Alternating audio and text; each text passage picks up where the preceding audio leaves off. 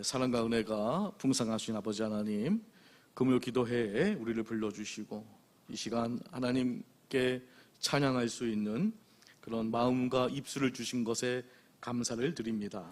오늘도 이 밤이 은혜의 밤이 되게 하시고 회복의 밤, 소망의 밤이 되게 해주셔서 지친 영혼들이 큰 힘을 얻고 돌아갈 수 있도록 도와주옵소서. 찬양 부르고 말씀 듣고 기도할 때 성령님께서 임재해 주셔서 만나 주시고 살아계신 우리 하나님을 경험하고 체험할 수 있는 귀한 시간 되게 해 주옵소서.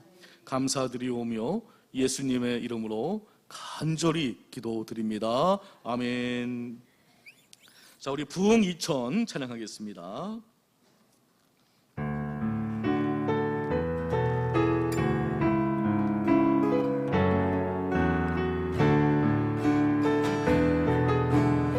오소서 진리의 성령님, 오소서 진리의 성령님, 이 땅은 들며 임하소서. 거짓과 탐욕 죄악에 무너진 우리 가슴 젊게 오소서 은혜의 성령님, 오소서 은혜의 성령님, 하늘 가르고 임하소서. 거룩한 불꽃 하늘로서 임하사 가르게 하소서. 주 영광 위에 부흥의 불길 가르게 하소서. 진리의 말씀 이 땅 새롭게 하소서. 은혜의 강물 흐르게 하소서. 성령의 바람 이 땅 가를 불어와 흰옷 입은 주의 순결한 백성, 주의 영광 위에 이제 일어나 열방을 치유하며 행진하는 영광의 그날. 우리 한번 다시 고백합니다. 오소서 진리의 성령님, 오소서 진리의 성령님, 이 땅은 들며 임하소서.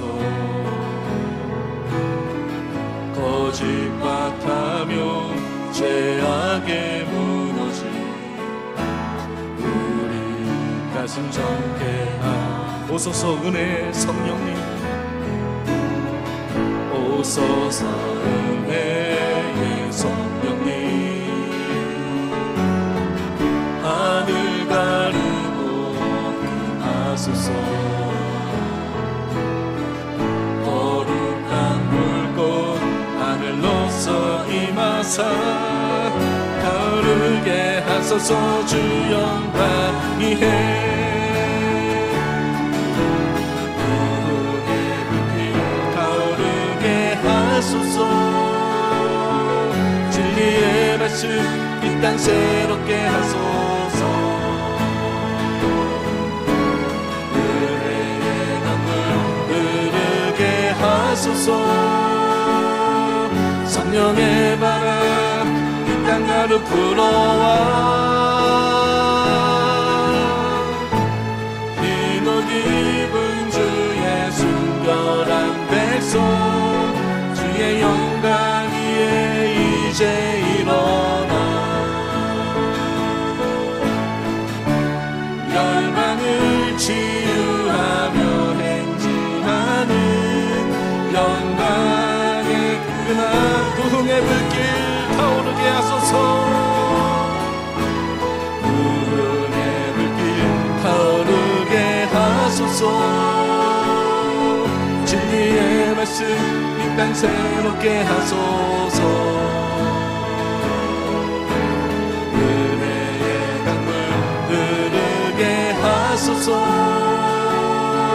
성령의 바람 이 땅 가득 불어와 힘을 입은 주의 순결한 백성 주의 영광 위에 이제 일어나 열반을 치유하며 행진하는 영광의 그날을 주소서. 아멘. 감사해요. 깨닫지 못했었는데 찬양하겠습니다.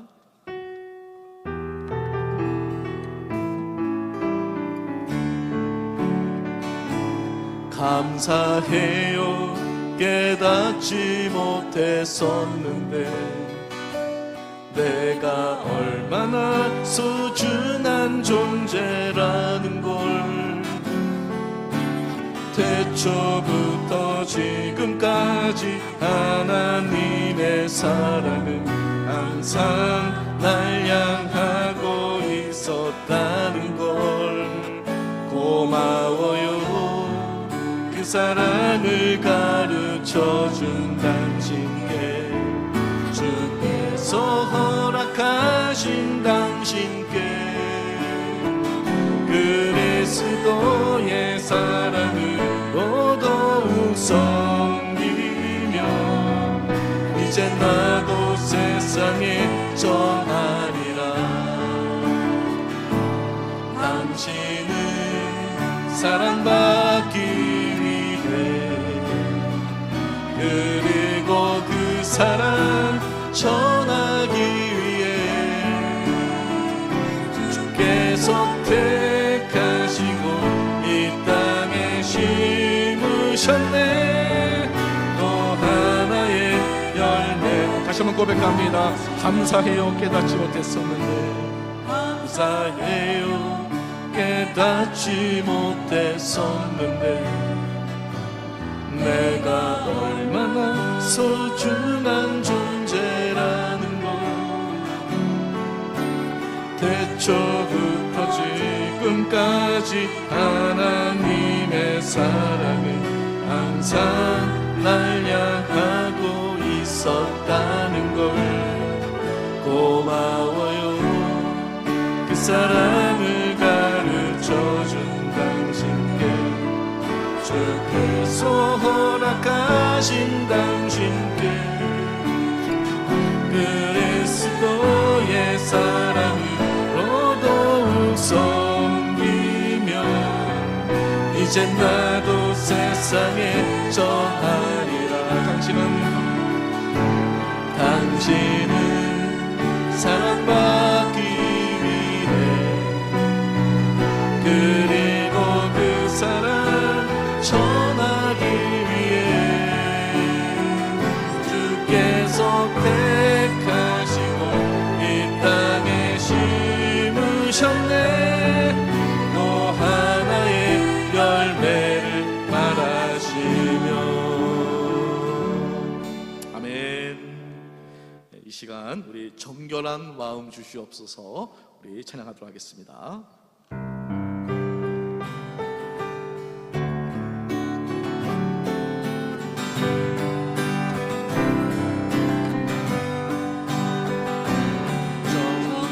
정결한 마음 주시옵소서. 오 주님 정직한 영을 새롭게 하소서.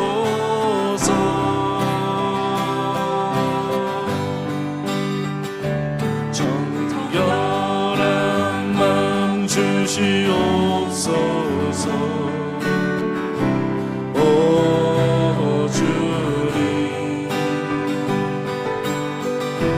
정직한 영을 새롭게 하소서.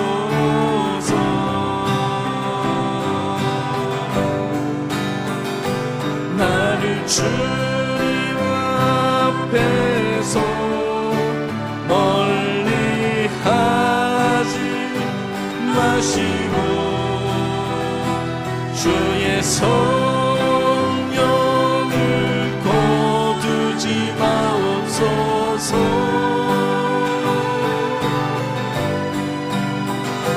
그 구원의 기쁨 다시 회복시키시며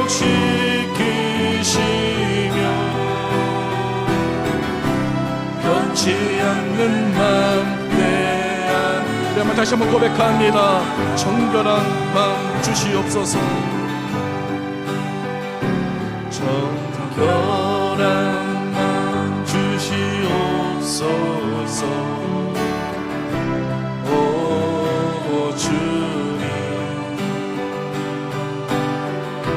정직한 영을 새롭게 하소서. 정결한 마음 주시옵소서. 정결한 마음 주시옵소서. 오 주님, 정직한 영을 새롭게 하소서.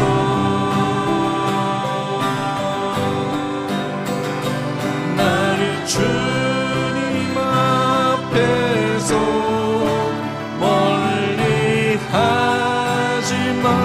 마시고 주의 성령을 거두지 마옵소서.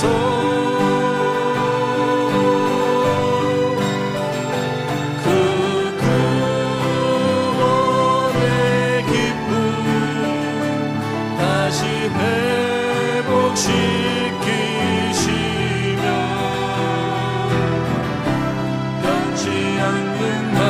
내 안에 주소서. 아멘. 우리 369장 제 집 맡은 우리 구주 박수 치면서 우리 찬양하겠습니다.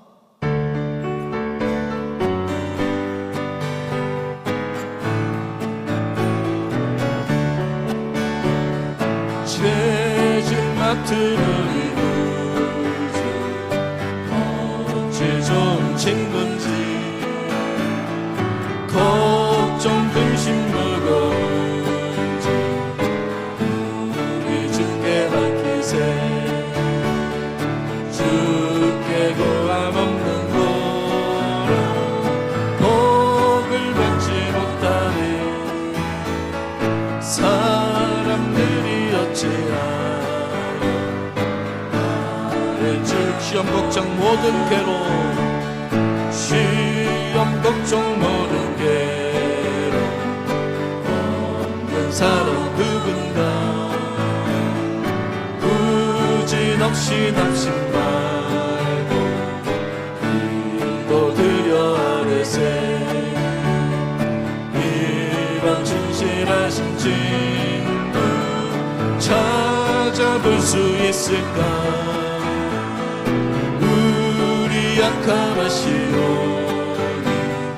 어찌한 근심 걱정 무거운 짐 근심 걱정 무거운 짐 아니 진짜 누군가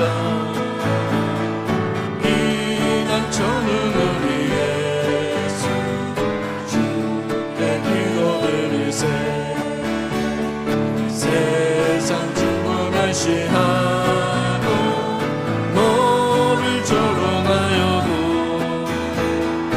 예수 품에 안겨서 2절합니다. 시험 걱정 모든 괴로움 시험 걱정 모든 괴로움 없는 사람 부질없이 낙심 말고 부질없이 낙심 말고 기도드려. 이런 진실하신 친구 이런 진실하신 친구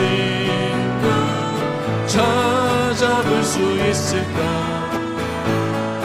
우리 약함하시오니 어찌하니 근심 걱정 무거운 짐 근심 걱정 무거운 짐 아니 진짜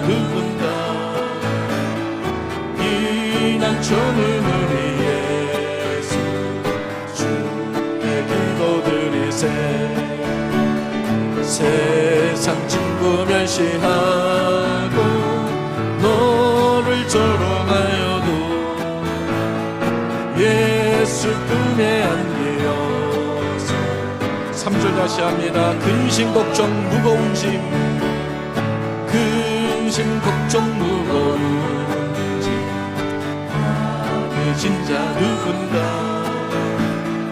비난처는 우리 예수 주의 기도드리세. 세상 중고 멸시하고 너를 조롱하여도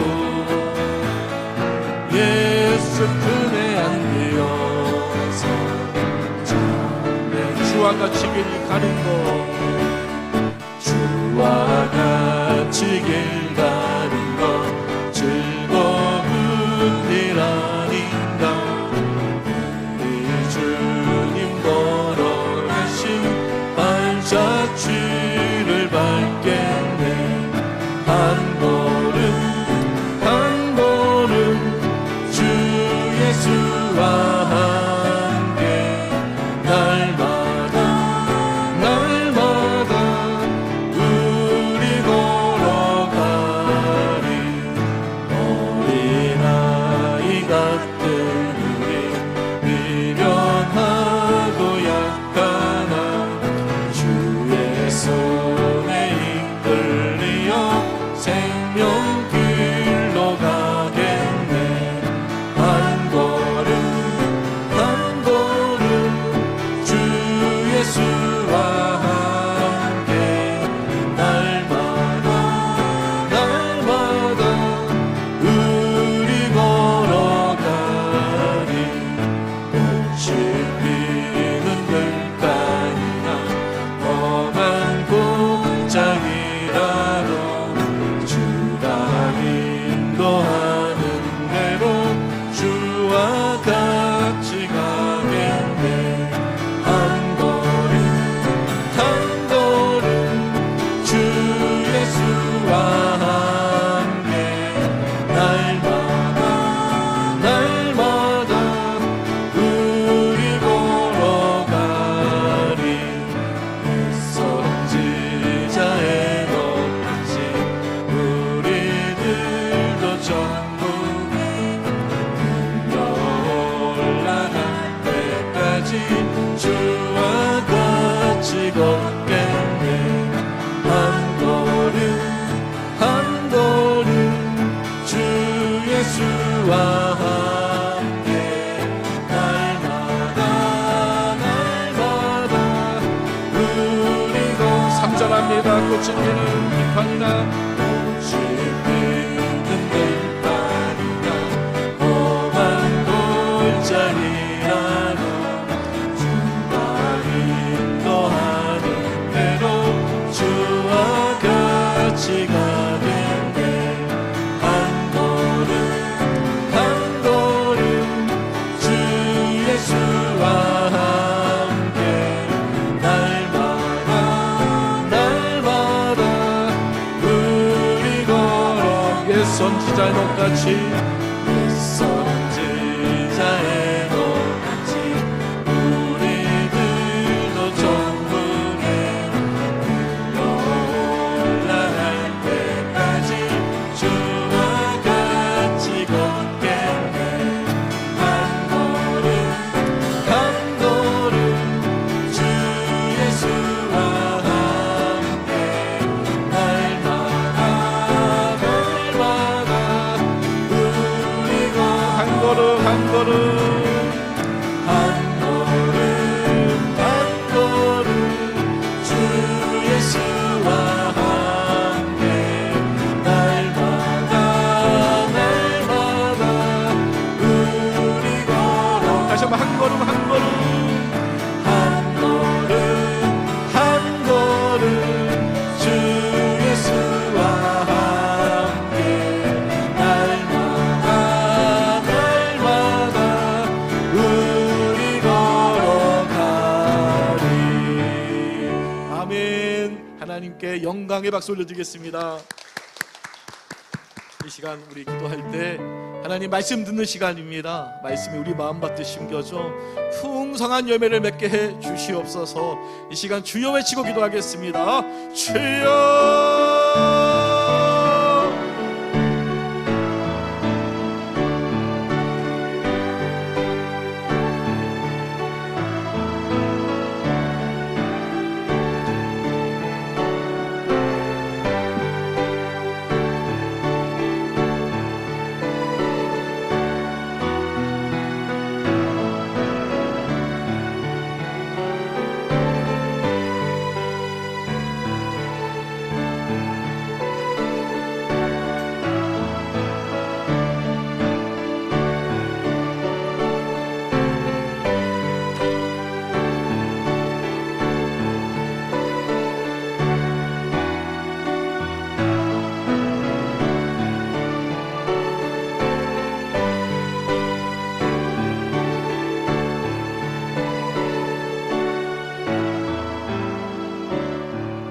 예수님의 이름으로 간절히 기도드립니다. 아멘.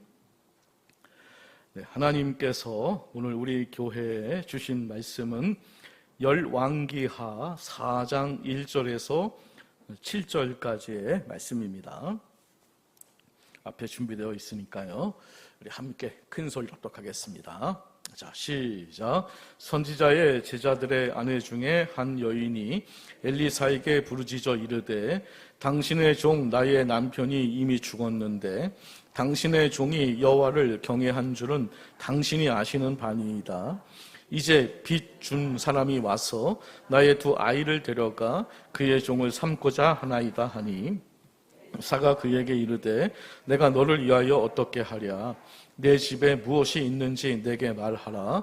그가 이르되 계집종의 집에 기름 한 그릇 외에는 아무것도 없나이다 하니 이르되 너는 밖에 나가서 모든 이웃에게 그릇을 빌리라. 빈 그릇을 빌리되 조금 빌리지 말고 내 두 아들과 함께 들어가서 문을 닫고 그 모든 그릇에 기름을 부어서 차는 대로 옮겨 놓으라 하니라.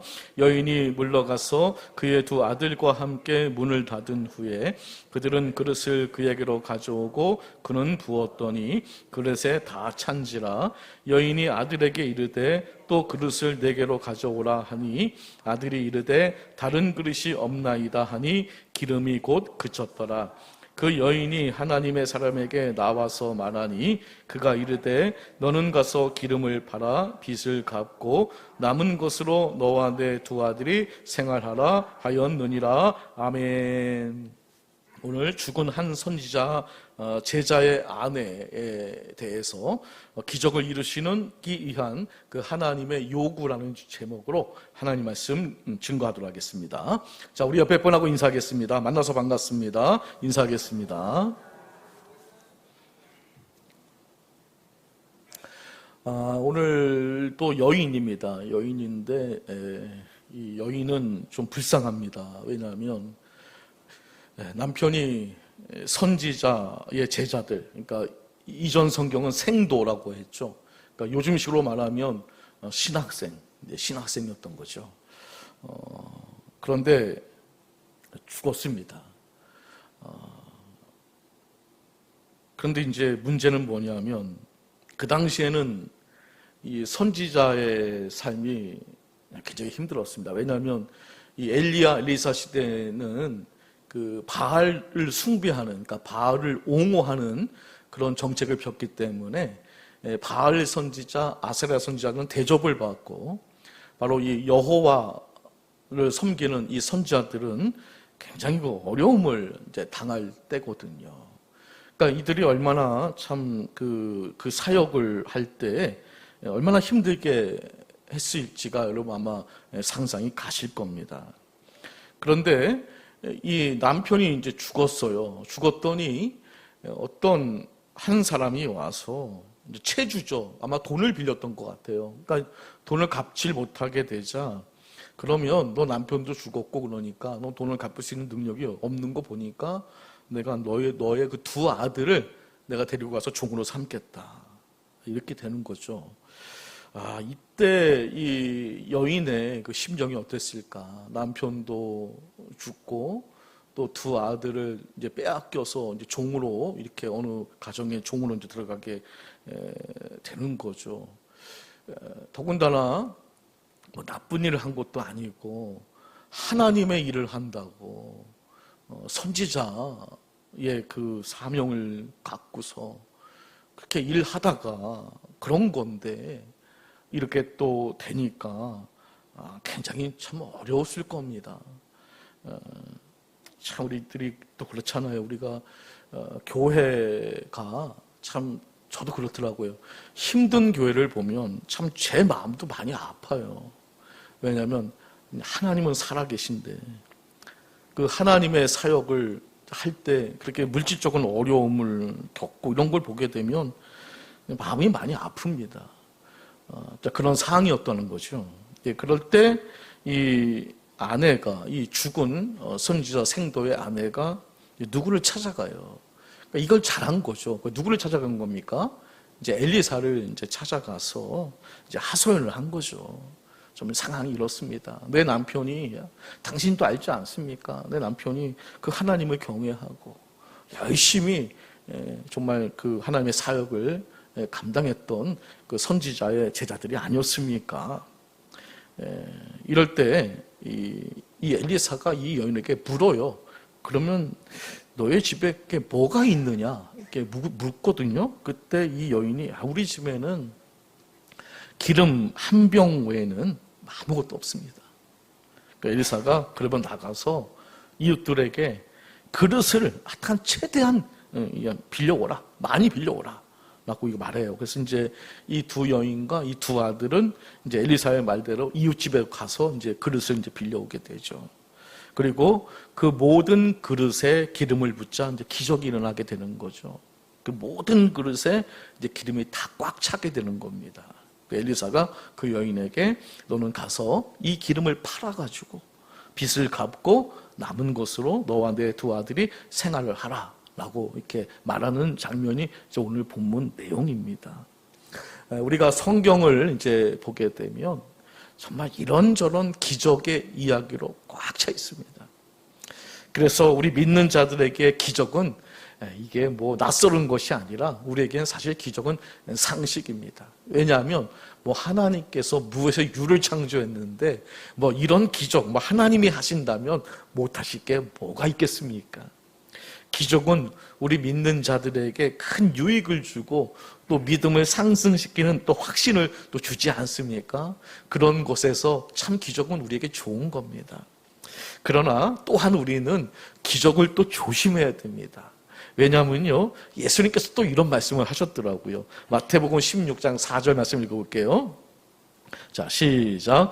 악하고 음란한 세대가 표적을 구하나 요나의 표적밖에는 보여줄 표적이 없느니라 하시고 그들을 떠나 가시니라. 아멘. 그러니까 기적은 분명히 좋은 것인데 이 기적이 너무 과하면 오히려 우리의 믿음을 해친다는 겁니다. 그러니까 본질을 보지 못하고 자꾸만 이 비본질, 이 기적에 너무 집중하다 보니까 진정한 그 진리, 본질을 이제 놓치게 된다는 거죠. 자, 기적이 좋지만 너무 과하면 오히려 독이 될 수 있습니다. 그래서 하나님의 기적에 대해서 우리는 올바른 지식을 가질 필요가 있다는 거죠. 특히 오늘날 더 그렇습니다. 자, 여러분, 하나님의 기적을 가장한 거짓 기적이 이 말세가 되면 정말 뭐 판을 칠 거다라고 성경이 우리에게 경고하고 있는데요. 자, 왜냐하면 이 마지막 때에 이 사단이 쓰는 무기가 뭐냐? 바로 이 이적과 기사를 행해서 우리를 미혹한다라고 성경에 기록되어 있거든요. 자, 마가복음 13장 22절 말씀 읽어볼게요. 자, 시작. 거짓 그리스도들과 거짓 선자들이 일어나서 이적과 기사를 행하여 할 수만 있으면 택하신 자들을 미혹하려 하니라. 자, 이제 우리가 이 말씀을 좀 잘 기억하셔야 됩니다. 그러니까 이제 마지막 때가 되면은 거짓 선지자들이 이적과 기사를 막 엄청나게 행한다는 겁니다. 근데 그걸 누구의 이름으로 행하는 겁니까? 하나님의 이름으로 행한다는 겁니다. 그게요. 그러니까 사람들이 미혹을 당하는 거죠. 그냥 사단의 이름으로 기적을 행한다면 안 볼 거 아닙니까? 근데 이들이 그렇게 이야기는 하지는 않잖아요. 신의 이름으로, 진정한 하나님의 이름으로 이렇게 기적과 기사를 행하니까 그러면 저분이 진정한 하나님인가? 라고 하면서 이제 미혹을 당하게 된다는 거죠. 아니 지금 우리 신천지나 신천지가 오늘 저희 교회 왔더라고요. 전도를 하러. 참 웃겨가지고요. 아이고 참 너무 웃깁니다. 참 하여간 이단들도 누굴 믿는다고 합니까? 이단들도 하나님을 믿는다고 하잖아요. 그들도 하나님을 믿는다고 하거든요. 근데 그 하나님이 진정한 하나님은 아니잖아요. 그렇지 않습니까? 그러니까 하나님이라고 다 똑같은 하나님은 아니죠. 자, 데살로니가후서 2장 9절 말씀 또 읽어볼게요. 자, 시작. 악한 자의 나타남은 사단의 활동을 따라 모든 능력과 표적과 거짓 기적과, 자, 그래서 사단의 활동이 뭐냐? 마지막 때 능력과 표적과 기사다. 이걸 가지고 우리를 미혹한다는 거죠. 실제로 계시록 19장 20절 말씀 또 읽어볼게요. 계시록 19장 20절. 자, 시작. 짐승이 잡히고 그 앞에서 표적을 행하던 거짓 선지자도 함께 잡혔으니 이는 짐승의 표를 받고 그의 우상에게 경배하던 자들을 표적으로 미혹하던 자라. 이 둘이 산채로 유황불 붙는 못에 던져지고, 마지막 때에 적 그리스도가 나타나게 될 텐데 그 적 그리스도가 어떻게 인기를 얻는가? 웬만해서는 인기를 얻을 수 없습니다. 그때 바로 이 기적, 이런 걸 통해서 사람들의 관심과 집중을 받는다는 거죠. 이렇게 해서 사람들을 미혹한다는 겁니다. 아마 아무리 적 그리스도가 이런 기적을 많이 행한다 할지라도 사실 예수님만큼 기적을 일으킨 사람은 없을 겁니다. 그렇지 않습니까? 근데 여러분, 그렇게 예수님께서 엄청난 기적을 행했는데도요, 이렇게 말씀을 하십니다. 요한복음 12장 37절 말씀 읽어볼게요. 자, 시작. 이렇게 많은 표적을 그들 앞에서 행하셨으나 그를 믿지 아니하니. 참 이상한 일이죠. 참 이상한 일입니다. 예수님이 오셔서 그렇게 기적을 행할 때는 안 믿고, 근데 거꾸로 거짓 선지자가 와서, 적 그리스도가 와서 기적을 행하면 또 그걸 믿어요. 왜 이렇게 엇박자를 내는지 모르겠어요. 자, 우리가 참 아무리 기적이 많다고 하더라도 그 기적을 통해서 우리가 예수님을 믿지 못한다면 그 기적은 하나의 재미에 불과할 겁니다.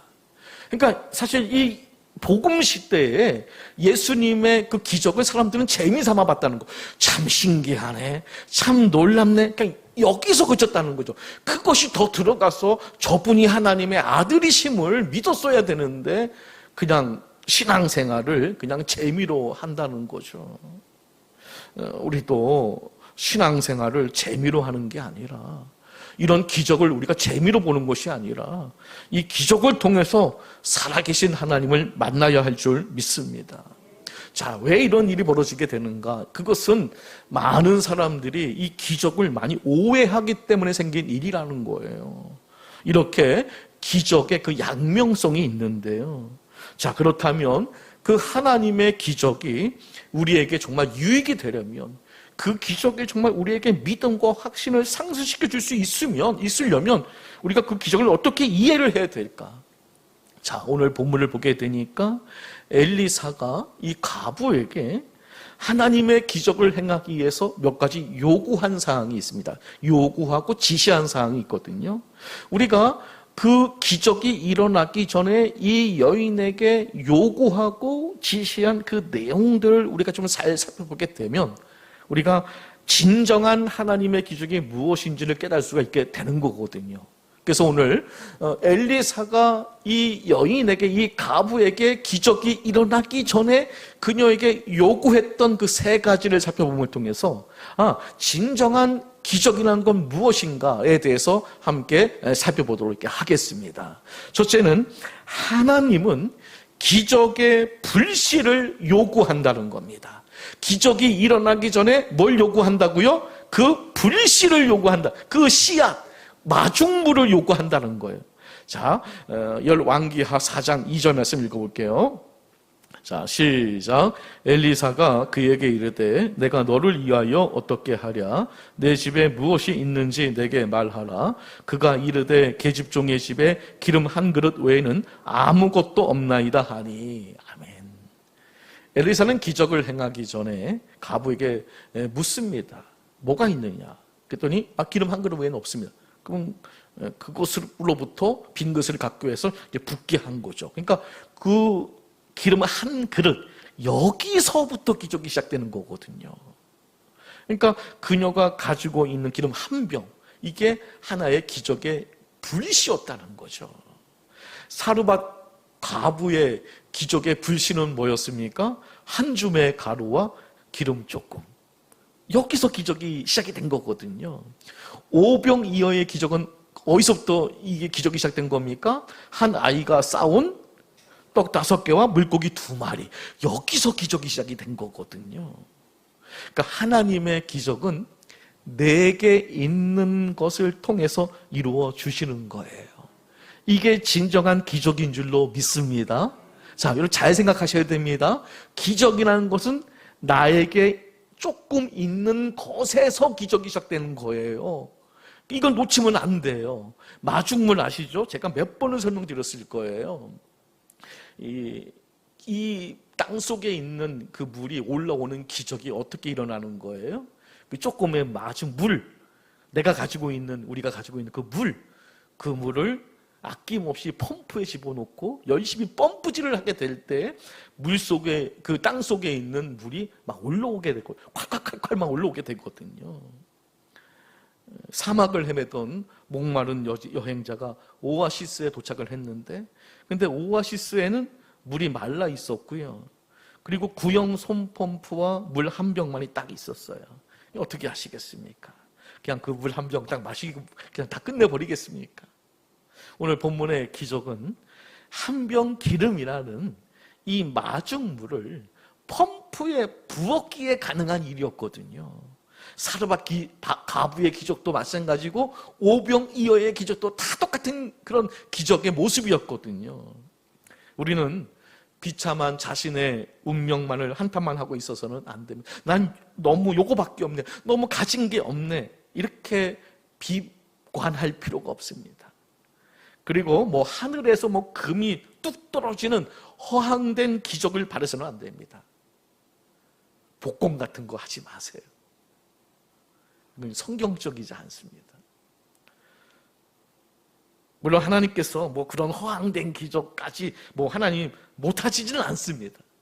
그러나 우리 주님은 나에게 있는 그 기름 한 병에서부터 기적이 시작되기를 원하고 계세요.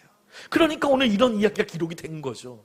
아니 하나님의 능력이 없습니까? 그래, 너 그냥 금 나와라 뚝딱, 이거 하나님 못하겠습니까? 아니 그거 충분히 하실 수 있죠. 그러나 그렇게 하지 않으셨다는 거예요. 너에게 있는 게 뭐냐? 그걸 물으셨거든요. 누구에게나 기적을 퍼올리는 마중물이 다 있어요. 여러분에게도 그게 다 있어요.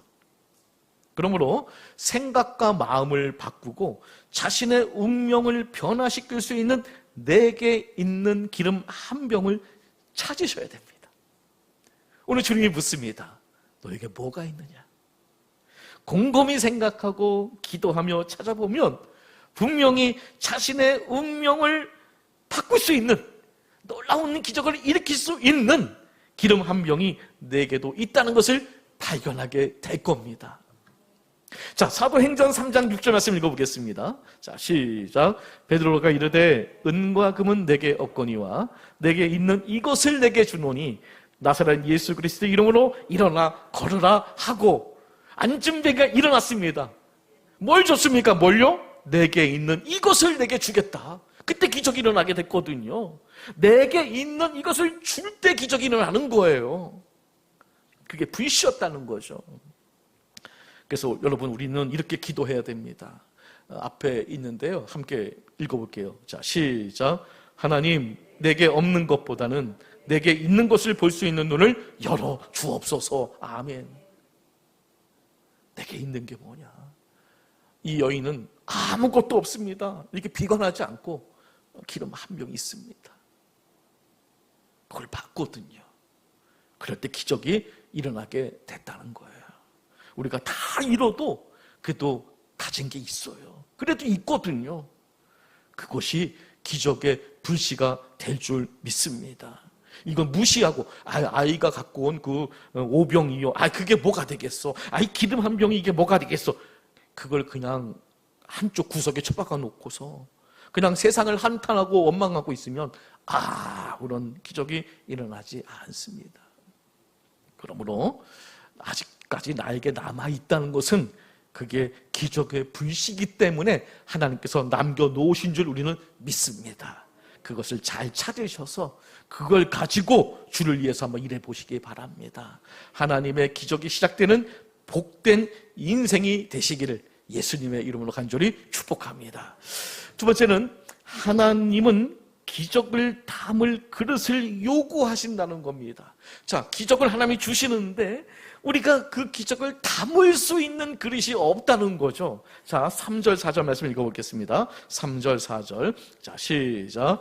이르되 너는 밖에 나가서 모든 이웃에게 그릇을 빌리라.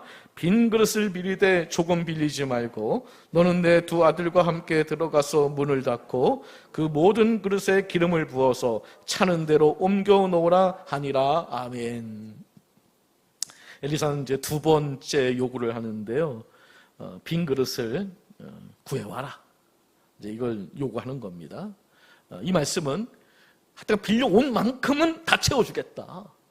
그게 무한대라도 채울 수 있겠습니까? 없겠습니까? 채울 수 있다는 거죠. 이게 뭡니까? 기름은, 하나님이 주시는 기름은 충분하다는 거죠. 끊어지지 않습니다. 기름은 받을 빈 그릇이 있는 한 계속해서 흐를 겁니다. 하나님 안에서나 그의 은혜의 부여 안에서 우리는 결코 궁핍하지 않습니다. 솔직히 우리의 모든 궁핍함은 우리 자신 안에 있는 겁니다. 하나님은 절대로 부족함이 없습니다. 하나님의 기적은 절대로 약하거나 어떤 도중에 우리에게 오다가 끊어지거나 그런 건 없습니다. 문제는 우리에게 있는 것이지 하나님에게는 전혀 어떤 하자가 없습니다. 하나님께서는 우리가 구하는 것보다 더 넘치게 해주시는 분이신 줄 우리는 믿습니다. 만약 그릇이 더 있었다면 하나님께서는 그 그릇을 채울 충분한 양을 가지고 계셨을 겁니다. 이렇게 하나님께서는 모두에게 충분하고 각자에게 충분하도록 부어주시는 그런 좋으신 풍성하신 하나님이십니다. 그러므로 그릇은 믿음의 분량을 의미합니다. 믿음은 기적을 낳는데요, 기적이 믿음을 일으키는 것이 아니라 믿음이 기적을 일으키는 거거든요. 예수님도 믿음을 보시고 기적을 행하시지 않았습니까? 하나님의 백성들이 기적을 기대하는 것은 믿음에 근거한 겁니다. 그러므로 우리가 먼저 준비해야 될 것은 뭘 준비하는 겁니까? 믿음을 먼저, 믿음의 그릇을 준비해야 된다는 거죠. 근데 그 믿음의 그릇이 작아야 되겠습니까? 커야 되겠습니까? 커야 되겠죠. 믿음의 그릇이 작은데 엄청난 큰 기적을 요구한다면 그걸 어떻게 담을 수 있겠어요? 못 담습니다. 담을 수가 없습니다. 그러니까 나에게 기적이 안 오는 것은 누구의 문제입니까? 하나님의 문제인 겁니까? 나의 문제인 겁니까? 그죠? 나의 문제라는 거죠. 내가 그걸 담을 수 있는 그릇이 아직 안 된다는 거죠. 그릇이 작은 사람은 사실 큰 복을 주셔도 사실 감당이 안 됩니다. 우리 믿음의 그릇이 준비되지 못했기에 내 것으로 만들지 못하는 것뿐이라는 거죠. 지금도 기적은 매일 또 매 순간 일어나거든요. 다만 우리에게 믿음이 없는 것이 문제라는 겁니다. 하나님은 우리들이 먼저 그릇을 준비하기를 지금 원하고 계십니다. 그것이 순서거든요. 먼저 기적을 요구하지 마시고 여러분들이 믿음으로 잘 준비하고 있으면 반드시 기적은 오게 되어 있는 겁니다. 그런데 우리들이 자꾸만 이 순서를 놓치고 이제 기적을 요구한다는 거죠. 믿음보다 기적이 앞서면 안 됩니다. 그러므로 사랑하는 성도 여러분, 절대로 조급해하지 마세요. 신앙생활 절대 조급하게 할 필요 없습니다. 왜 기적이 안 오냐? 조급할 필요 하나도 없습니다. 먼저 믿음으로 그릇을 준비하시면 되는 겁니다. 걱정하실 거 하나도 없습니다. 하나님은 다 알고 계십니다. 하나님의 축복이 아무리 풍성히 내려도 그것을 담을 수 없는 나의 이 모습을 우리가 인정하고 지금부터 믿음의 그릇을, 큰 믿음의 그릇을 준비할 수 있는 우리 모두가 되었으면 좋겠습니다. 하나님은 우리의 필요를 채우시되 믿음의 분량만큼 채우는 분이시라는 것을 꼭 기억했으면 좋겠습니다. 그래서 하나님은 믿음의 그릇만큼 채워주신다는 거 꼭 기억하시고, 그래서 나의 그 어떤 믿음의 그릇을 준비하지 않고 있는 나의 모습을 회개하면서 우리가 믿음의 그릇을 잘 준비하셔서, 그래서 놀라운 많은 기적들이 담겨지는 복된 인생들이 다 되시기를 예수님의 이름으로 간절히 축복합니다. 마지막 세 번째는 이제 이게 제일 중요한 건데요. 자, 이 엘리사가 이제 요구한 게 있는데, 또 하나님은 삶이 기적이 되기를 요구하신다는 거예요. 그러니까 신비한 일들 이거보다도 우리 자체의 삶이 그것이 기적이 되기를 원하신다는 거예요. 자, 열왕기하 4장 7절 말씀 읽어보겠습니다. 자, 시작. 그 여인이 하나님의 사람에게 나아가서 말하니 그가 이르되 너는 가서 기름을 팔아 빚을 갚고 남은 것으로 너와 내 두 아들이 생활하라 하였더라. 아멘. 이게 참 놀라운데요. 그냥 평생 먹을 수 있는 그 기름을 준 게 아니라 일단 빚을 갚고 그 남은 걸 가지고 너 두 아들이 이걸로 뭐 팔든 뭘 하든 이걸 가지고 생활을 하다는 거예요. 엘리사는 기적을 통해 얻은 그 기름을 가지고 나가서 그것을 팔아서 빚을 갚고 남은 것으로 생활할 것을 이제 요구하고 있는 거죠. 그러니까 기적을 보기보다 기적이 되는 삶을 살라는 거예요. 그런 삶을 살아가라는 거예요. 빈 그릇에 기름을 가득 채운 것만이 기적이 아니라 이제 이 가정이 스스로 생활하게 된 것도 기적임을 우리는 잊지 말아야 할 줄 믿습니다. 이들 스스로의 힘으로 먹고 사는 거예요. 이게 기적이지 않습니까?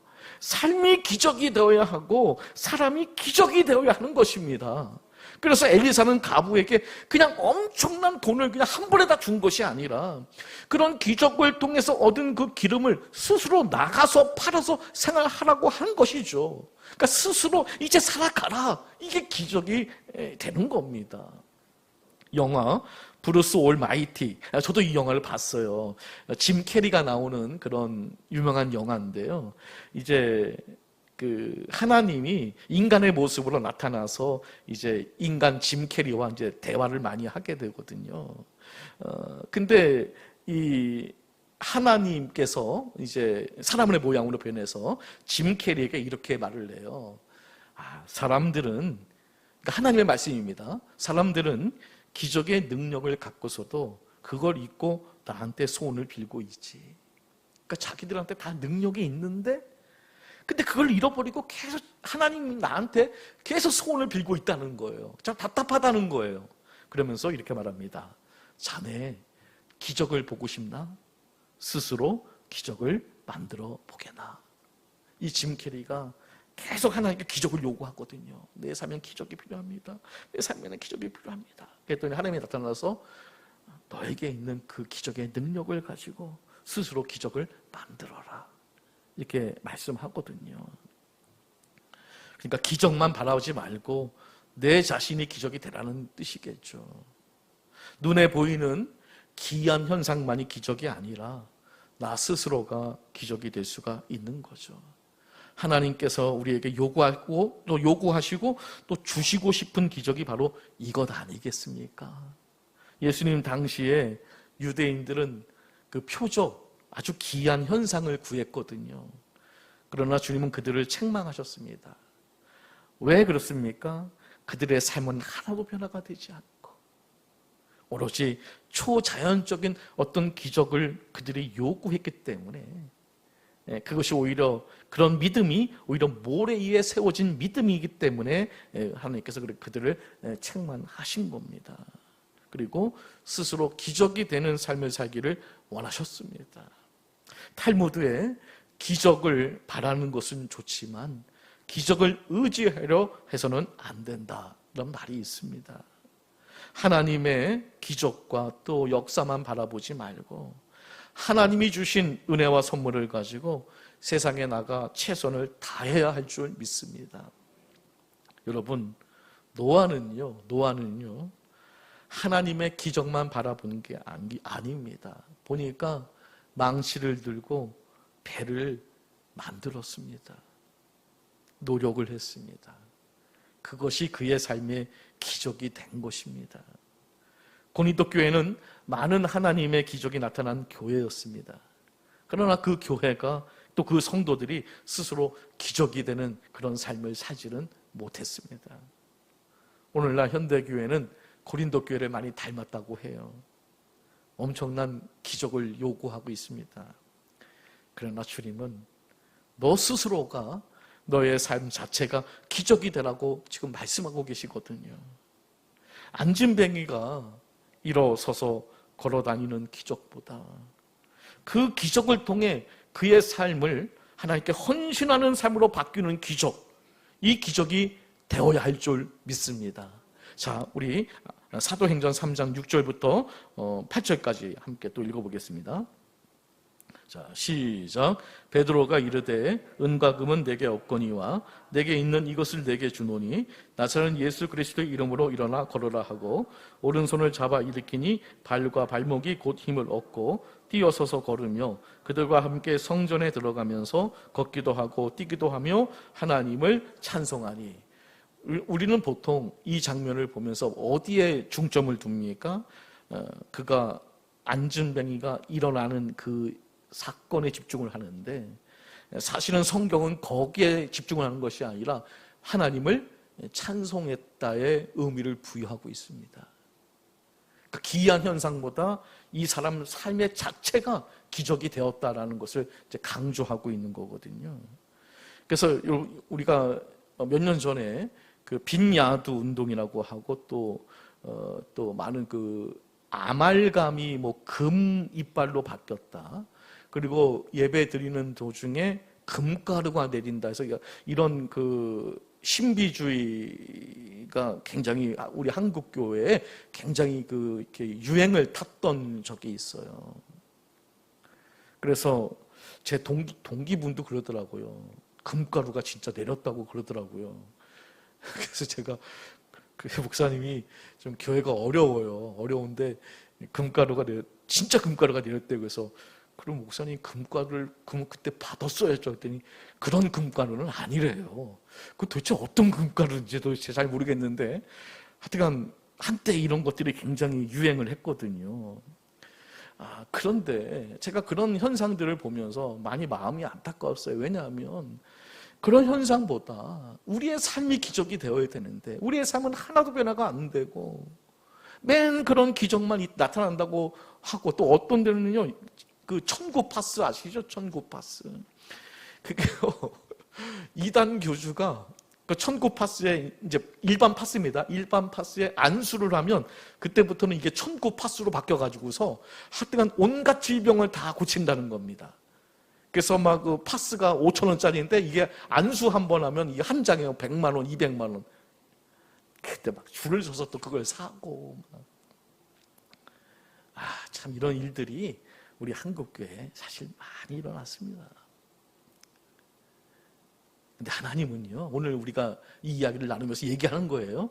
이런 기적을 하나님이 정말 요구하실까요? 이렇게 하고서 어떤 삶도 변화가 하나도 없는, 그래서 계속 그런 기적만 쫓아다니는 이런 것을 하나님이 요구하고 계실까요? 저는 그렇다고 생각하지 않습니다.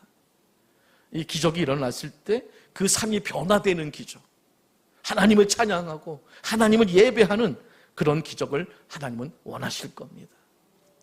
예수님께서 예루살렘에 가실 때 사마리아와 갈릴리 사이로 지나가시다가 이제 한 촌에 들어가시게 되거든요. 거기서 10명의 문둥병자들이 막 소리를 지릅니다. 예수 선생님이요, 우리를 긍휼히 여기소서. 그랬더니 예수님께서 제사장들에게 가서 너의 몸을 보여라. 그랬더니 이들이 가다가 깨끗함을 받게 됩니다. 근데 그 중에 딱 한 명이, 하나가 자기가 낳은 것을 보고 성경에 보니까 큰 소리로 하나님께 영광을 돌렸다. 그리고 돌아와서 예수의 발 아래 엎드려 감사를 드렸다 라는 내용이 기록이 되어 있어요. 근데 이 사람이 사마리아인이었습니다. 그러면서 그 9은 어디 있느냐라고 말씀하시면서 이 고침받은 이 한 사람에게 영혼 구원이라는 큰 선물을 또 주시게 됩니다. 10명의 문둥병자가 깨끗해지는 기적을 체험했습니다. 그러나 이 중에 오직 한 명만이 하나님께 영광 돌리는 기적의 삶을 살게 된 겁니다. 그러니까 하나님이 원하시는 기적은 이런 기적이 임할 때 하나님께 영광을 돌리는 이런 모습의 기적을 원하고 계신다는 겁니다. 여러분들이 예수님을 믿고 구원받았습니다. 저는 이게 가장 큰 기적이라고 생각이 되어져요. 이 세상에서 가장 큰 기적이 뭐냐? 보이지도 않는 하나님을 우리가 믿는데요. 저는 이게 기적인 줄로 믿습니다. 근데 우리가 뭘 더 요구합니까?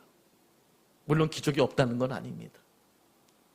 기적을 많이 체험했다고 하면서 주일 예배도 제대로 드리지 않고 교회 일도 열심히 하지 않고 과연 이런 성도에게 우리가 진정한 기적을 체험했다라고 말할 수가 있을까요? 그렇습니다. 하나님이 기적을 베푸시는 이유는 삶 자체가 기적이 되기를 원하시기 때문에 그런 겁니다.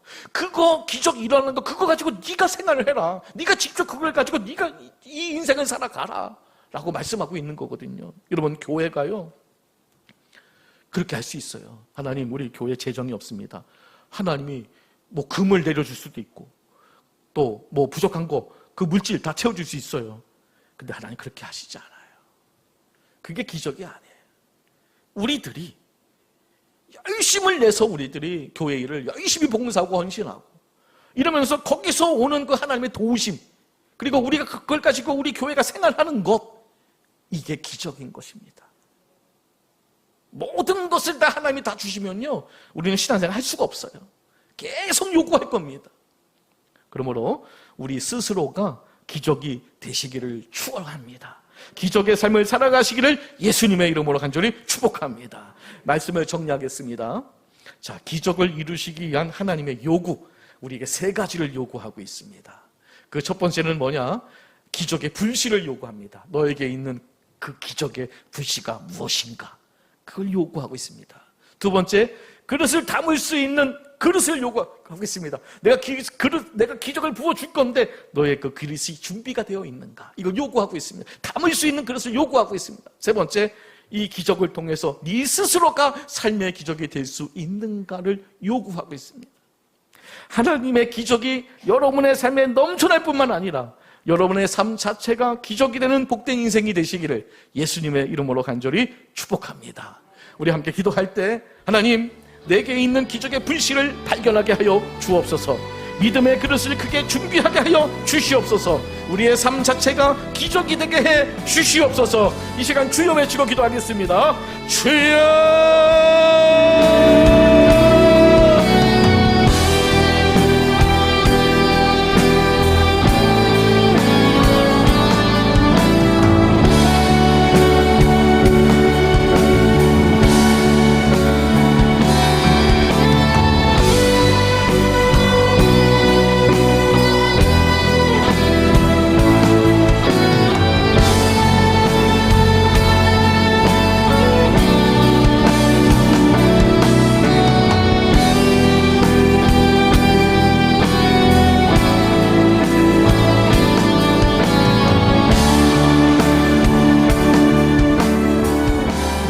사랑과 은혜가 풍성하신 하나님 아버지, 오늘 말씀을 통해 참된 기적이 무엇인지를 깨닫게 하시니 감사를 드립니다. 내게 없는 것을 바라보며 원망하기보다 하나님께서 이미 허락하신 기름 한 병을 발견하게 하시고 믿음의 그릇을 더욱 크게 준비하여 주님의 은혜를 넉넉히 담게 하옵소서. 무엇보다 기적만 구하는 신앙이 아니라 우리의 삶 자체가 하나님께 영광 돌리는 기적이 되게 하시고 받은 은혜를 순종과 섬김으로 나타나게 하옵소서. 우리의 가정과 교회와 일터마다 하나님의 살아계심이 드러나게 하시고 모든 영광을 주님께 올려드리는 복된 삶을 살게 하옵소서. 예수 그리스도의 이름으로 간절히 기도드립니다. 아멘.